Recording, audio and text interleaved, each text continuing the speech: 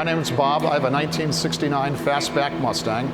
I bought this in 1980 when I got out of college, and bought this at an auto auction outside of Harrisburg, Pennsylvania for, I think, about $850. But it worked. The engine was great. It never let me down. And through the years, we would put more Bondo on it, more putty. And wherever we moved, the Mustang came as well.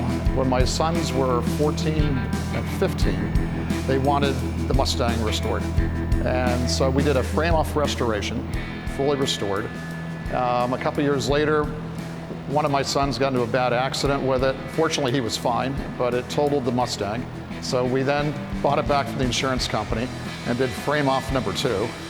Some of the fun things about this was when I bought this at this Pennsylvania auto auction, the state of Pennsylvania was there. They notarized everything in 1980, and it was done. But over the years, I tried to find out when the car was made, everything else, and anytime I would send a check with $25 into the group that would find out where the car was made and everything else, they always sent me the check back and said, we can't find it.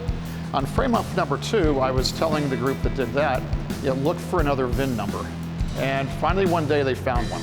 So I then called Pennsylvania, where I bought it from, and gave them this other VIN number, and they told me it was a stolen 1969 Fastback Mustang, about 2 weeks before I bought it.